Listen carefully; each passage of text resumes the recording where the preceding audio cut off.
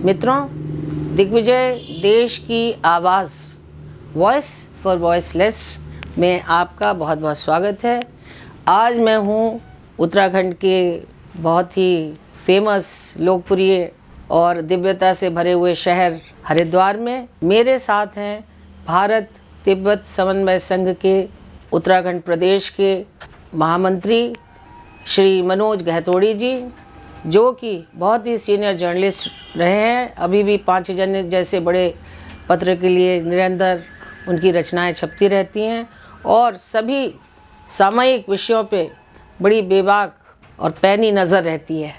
आइए उनसे जानते हैं कि भारत तिब्बत समन्वय संघ पूरे देश में विशेष मुहिम चला रहा है। वो मुहिम क्या है, क्यों है और अंततः हम क्या हासिल करना चाहते हैं। मनोज जी, आपका बहुत बहुत स्वागत है हमारे चैनल में। धन्यवाद मैडम, बहुत बहुत धन्यवाद आपका। दिग्विजय चैनल, देश की आवाज़ का मैं बहुत बहुत आभारी हूँ कि ऐसे समसामयिक विषयों पर दिग्विजय देश की आवाज़ चैनल कार्य कर रहा है।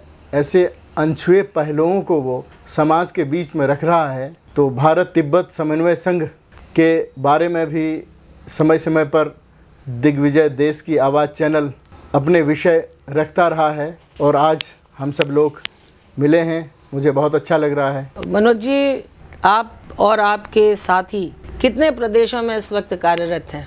भारत तिब्बत समन्वय संघ लगभग देश के सभी राज्यों में काम कर रहा है। हर राज्य में इसकी इकाई है।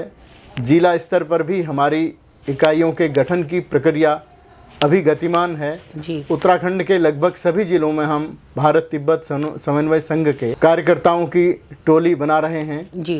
और अभी कुछ दिनों बाद ही 4, 5, 6 दिसंबर 2021 में ही जी हमारे हरिद्वार शहर के जयराम आश्रम में जी एक बहुत बड़ा आयोजन हो रहा है। हमारे भारत तिब्बत समन्वय संघ की राष्ट्रीय कार्य समिति की बैठक हो रही है। उसमें हम भारत के विद्वानों को आमंत्रित कर रहे हैं जी। भारत के विश्वविद्यालयों के कुलपति इस कार्यक्रम में आ रहे हैं, प्रोफेसर्स आ रहे हैं, शोधार्थी आ रहे हैं जी। लब्ध प्रतिष्ठित पत्रकार इसमें भाग ले रहे हैं जी।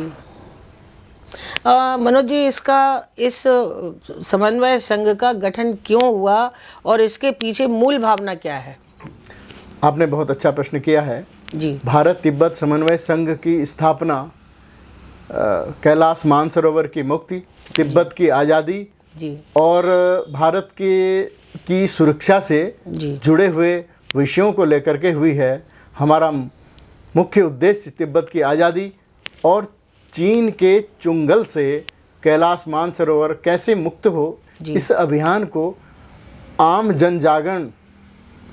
जन लोगों के बीच में ले जाकर जन जागरण के माध्यम से एक ऐसा अभियान चलाने की प्रक्रिया को शुरू कर रहा है हमारा संगठन।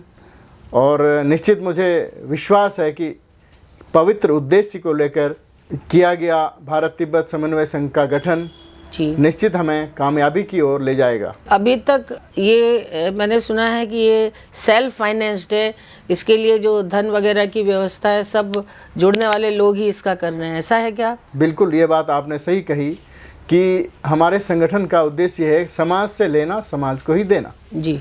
जो समाज से हमने लिया है वही समाज को हम देंगे, समाज से लेकर समाज को देना। अभी क्या है कि हमारा संगठन खड़ा हो रहा है और अभी हम सब लोग आपस में ही मिलकर ही इस संगठन के वित्त की चीज़ें तैयार कर रहे हैं और बाद में हमारा ये है कि हम इसके लिए अर्थ की व्यवस्था समाज से ही लेंगे और समाज को ही देंगे।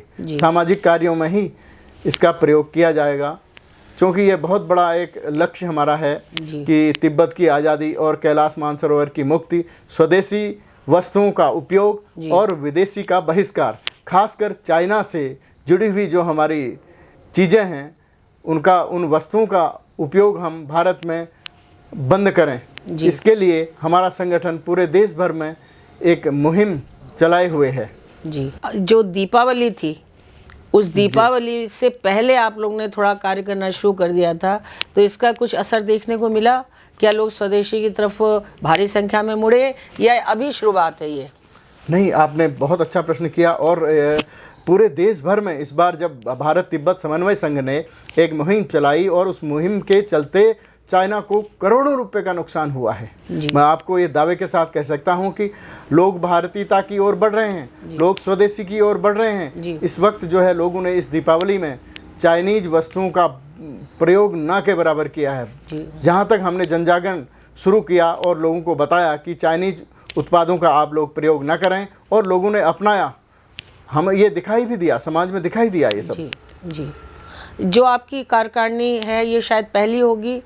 हाँ, ये हमारी पहली कार्यकारिणी की बैठक हरिद्वार में हो रही है। इसमें किस तरह कौन कौन से पदाधिकारी भाग ले रहे हैं और मूल मुद्दा क्या रहेगा, इसमें क्या तय करना है? हाँ, आपने ये प्रश्न किया कि कौन पदाधिकारी इसमें भाग लेंगे। मैं आपको बताना चाहता हूँ कि हमारे देश भर से जुड़े हुए जो प्रांतों के विभिन्न आयामों के जो पदाधिकारी हैं, हमारे मार्गदर्शक हैं, हमारे संरक्षक हैं, राष्ट्रीय पदाधिकारी हैं, वो सब भाग ले रहे हैं।